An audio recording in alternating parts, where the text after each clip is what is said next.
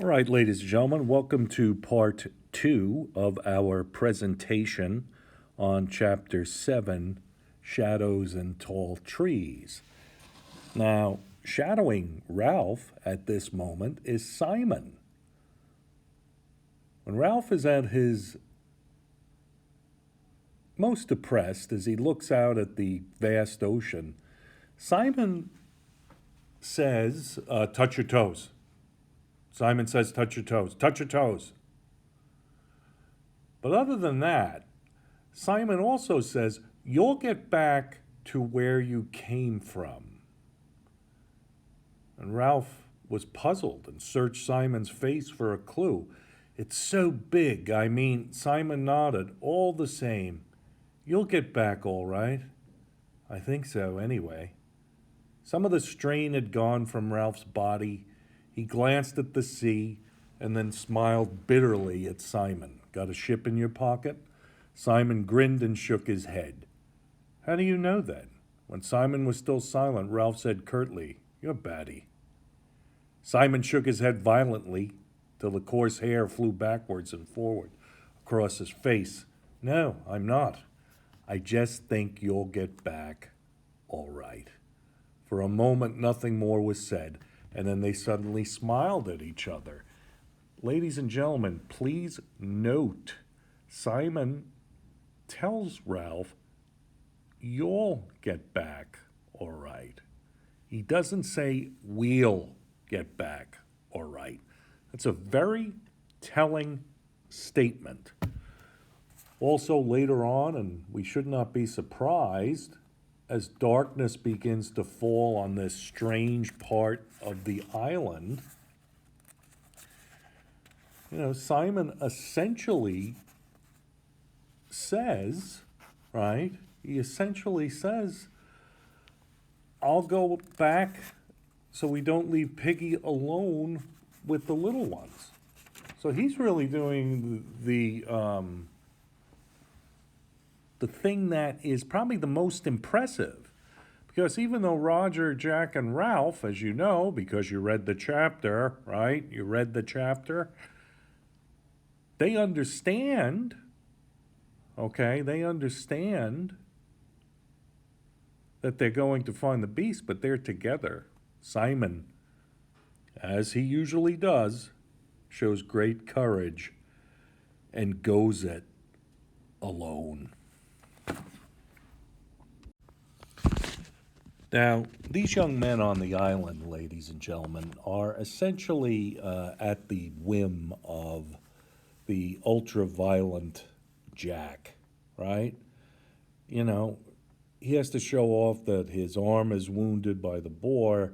He resents the newfound respect that Ralph receives for participating in the hunt, where Ralph sort of understands how hunting can be attractive. It's always the same thing, right?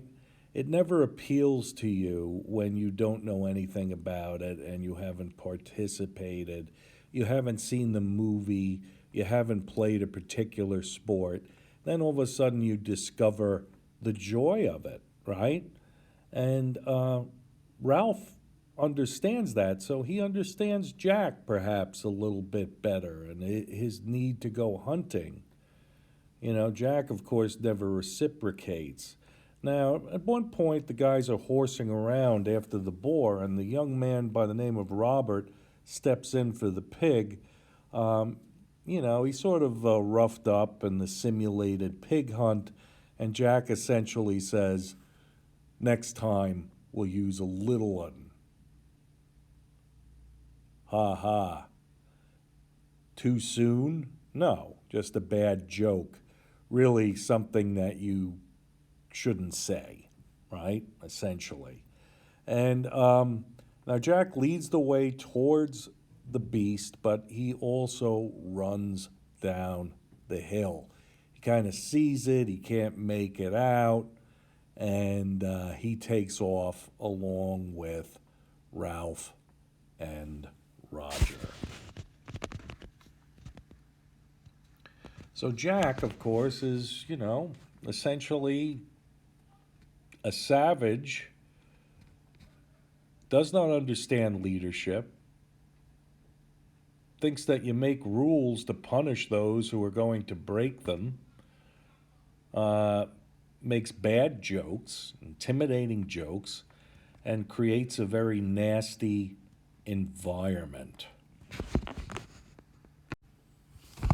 All right, now, ladies and gentlemen, let's talk about a few things from Chapter 7. I broke it down to characters, right? We start with Ralph. There's a lot going on with him, right? Although he is getting dirtier, he realizes, I wish I had some soap, I had some toothpaste.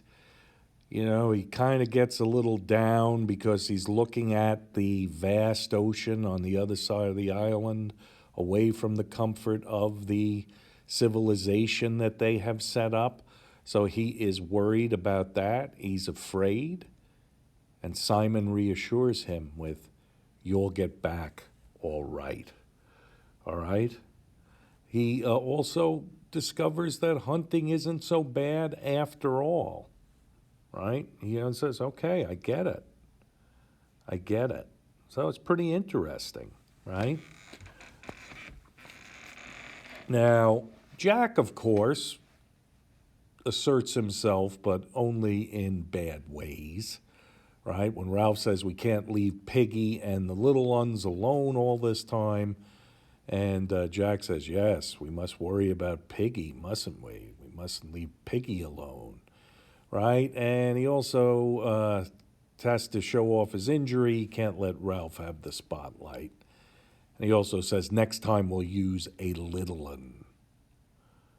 All right? So, there you have it. Now, at the end of the chapter, all right, there are some important things that we need to cover.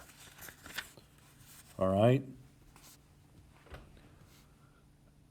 Behind them, the sliver of moon had drawn clear of the horizon. Before them, something like a great ape was sitting asleep with its head between its knees. Then the wind roared in the forest, there was confusion in the darkness, and the creature lifted its head, holding toward them the ruin of a face.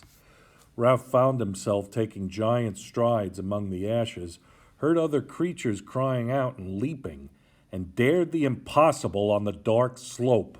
Presently the mountain was deserted, save for the 3 abandoned sticks and the thing that bowed. Now, what do those abandoned sticks represent? Sort of doing class this way and creating videos for the class, it's been somewhat interesting. But those sticks, thrown away carelessly, essentially represent the boys' helplessness in discovering the beast. Think back to what Simon said. Maybe it's us. Maybe it's us. So as you could probably guess, ladies and gentlemen, I'm going to ask you to do Chapter 8 for Wednesday. I'm going to open up a discussion group in Schoology by Wednesday so I can hear from some of you, hopefully, about the book. All right? Everything else, guys, just keep reading the book. Keep on keeping on. Stay safe. And hopefully you'll be checking in with me on Wednesday. Okay? Have a great day. Thank you.